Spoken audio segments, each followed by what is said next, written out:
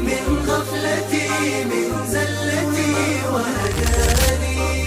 السلام علیکم ورحمۃ اللہ وبرکاتہ۔ الحمد للہ رب العالمین والصلاة والسلام علی سید المرسلین وعلی آلہ واصحابہ اجمعین، اما بعد، رب اشرح لی صدری ویسر لی امری واحلل عقدۃ من لسانی یفقہوا قولی، رب زدنی علما، رب یسر ولا تعسر وتمم بالخیر، اما بعد، اعوذ باللہ من الشیطان الرجیم، بسم اللہ الرحمن الرحیم۔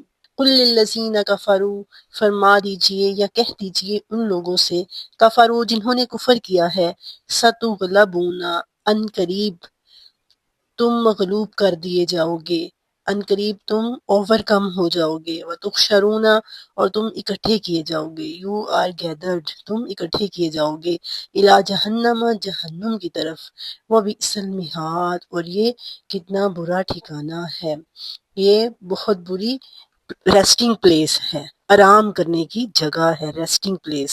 آیت نمبر سورۃ آل عمران، آیت نمبر 12، جس کی میں نے آپ کے سامنے تلاوت کی ہے۔ آیت کی تفسیر شروع کرنے سے پہلے ایک بات کی یاد دہانی آج میں ضروری سمجھ رہی ہوں۔ وقتاً فوقتاً ہمیں یہ کچھ چیزیں ہیں جن کی یاد دہانی کرتے رہنا چاہیے قرآن پڑھتے ہوئے، کہ قرآن میری اور آپ کی کتاب ہے۔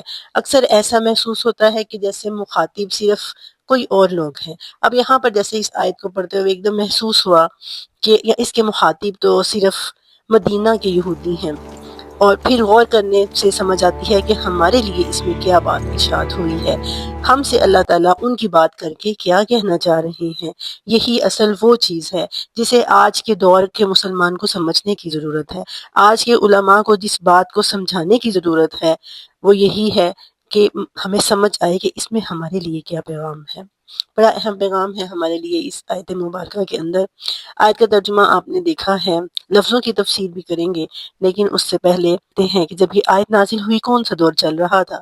رسول اللہ صلی اللہ علیہ وسلم فاتح بن کر غزوہ بدر سے فاتح بن کر لوٹنے کے بعد وہاں پر یہودی جو ایک غالب قوم تھے، یہودی دنیا میں اللہ کی بھیجی ہوئی وہ قوم تھی جو اللہ کی بڑی چہیتی قوم تھی، بڑے انعامات اللہ تعالیٰ نے ان کو دیے تھے، اور ہم سے پہلے، مسلمانوں سے پہلے اللہ نے ان کو اپنی چہیتی قوم بنایا تھا۔ جیسے کہتے ہیں نا کہ کسی بچے کو زیادہ لاڈ پیار کیا جائے اور زیادہ ناز نخرے اس کے اٹھائے جائیں تو وہ سیلفش ہونا شروع ہو جاتا ہے، تو ایسے ہی یہ بھی اللہ تعالیٰ نے ان کو ہر طرح کی اپنی نعمتوں سے نوازا تھا۔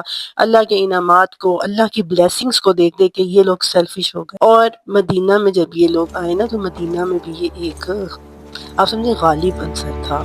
پیسہ بہت زیادہ تھا ان کے پاس، لوگوں کو سود پہ پیسہ دیتے تھے، ویپنز تھے ان کے پاس، جس وجہ سے یہ لوگ کافی غالب تھے، اور یہ سمجھتے تھے کہ کوئی ہمیں مغلوب نہیں کر سکتا، کوئی ہمیں اوور کم نہیں کر سکتا۔ تو نبی پاک صلی اللہ علیہ وسلم جب غزوہ بدر سے فاتح بن کر لوٹے تو یہ ایک پیغام تھا وہاں کے یہودیوں کے لیے۔ کیا پیغام تھا؟ کہ ان قریب اب تمہاری باری، اور وہ اس چیز کو ماننے کے لیے تیار نہیں تھے، اور پھر ان قریب ان کی باری آئی، رسول اللہ صلی اللہ علیہ وسلم نے ان کو مدینہ سے نکال دیا۔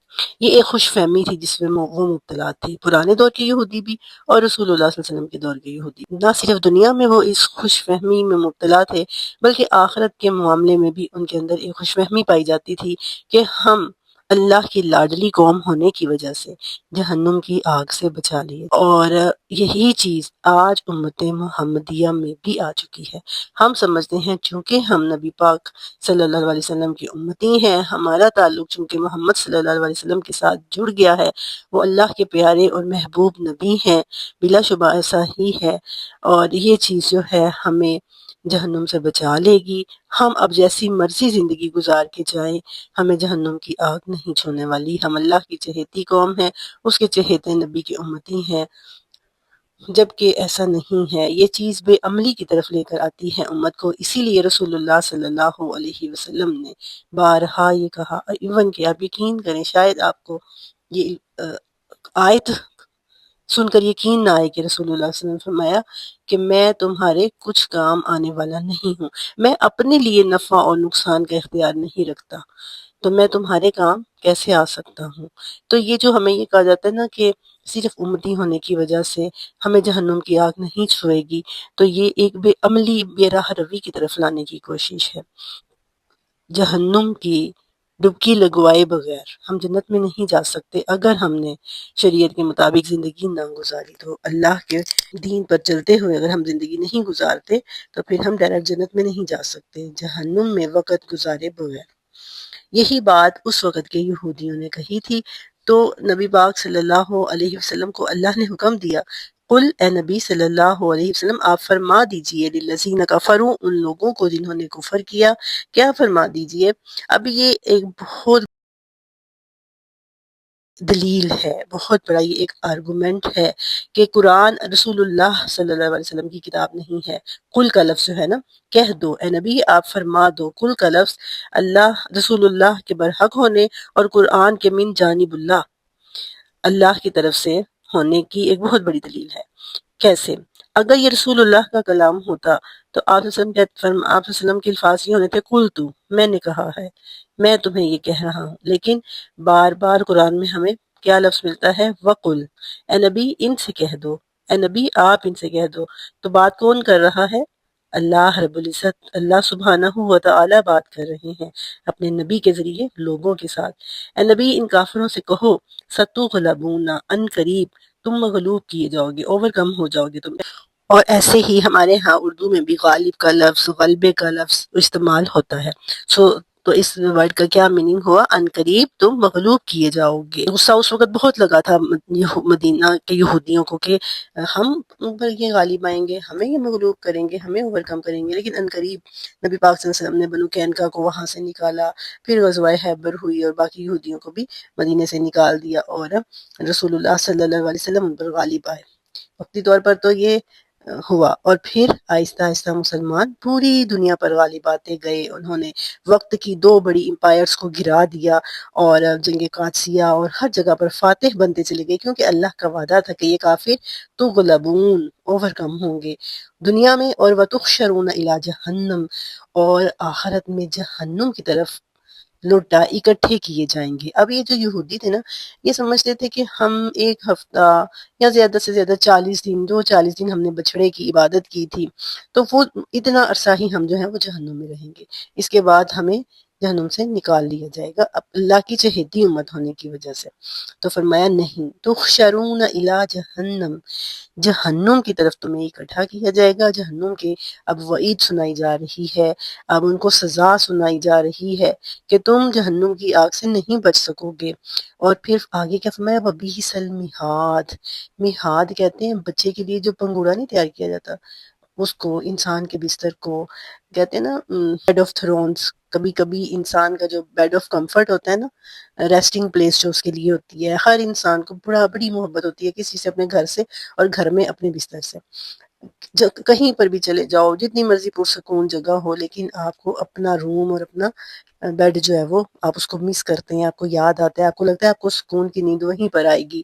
اور پھر کبھی کبھی ایسا ہوتا ہے انسان کی بیماری طویل ہو جاتی ہے، یا وہ ایسی ٹینشنوں میں مبتلا ہوتا ہے کہ وہی جو اس کا بیڈ آف کمفرٹ ہوتا ہے وہ بیڈ آف تھرونز بن جاتا ہے، کانٹوں کا بستر بن جاتا ہے، اپنے اسی بستر پر اسے سکون کی نیند نہیں آتی، تو اسی بستر کو اللہ تعالیٰ آگ کا بستر بنا دیں گے۔ اور پھر کہا وہ بیسا کا لفظ، جیسے ہم کہتے ہیں نا کہ یہ چیز بہت بری ہے، اور پھر ہم کہتے ہیں بہت ہی بری ہے، اور یعنی بہت ہی کا لفظ لگا کے ہم اس کی کثرت میں، اس کی زیادتی میں ہم اضافہ کر دیتے ہیں۔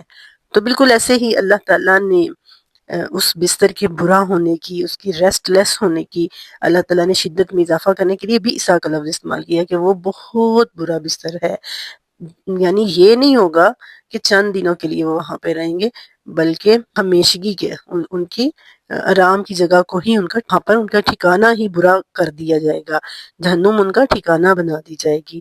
اور یہی سبق جو ہے نا وہ آج ہمارے لیے بھی ہے۔ ہم بھی خود کو اللہ کی لاڈلی امت سمجھتے ہیں رسول اللہ کا امتی ہونے کی وجہ سے، جبکہ کئی ایسے گناہ ہیں جن کی سزائیں بڑی سخت ہیں۔ قرآن پاک میں ہی آتا ہے نماز کا چھوڑ دینا سخت گناہ ہے، کہ جب جہنمیوں سے پوچھا جائے گا ما سلککم فی سقر، کون سی چیز ہے جو تمہیں تباہی، ہلاکت کی طرف لے آئی، تو قالوا لم نک من المصلین، کہیں گے کہ ہم نماز نہیں پڑھا کرتے تھے۔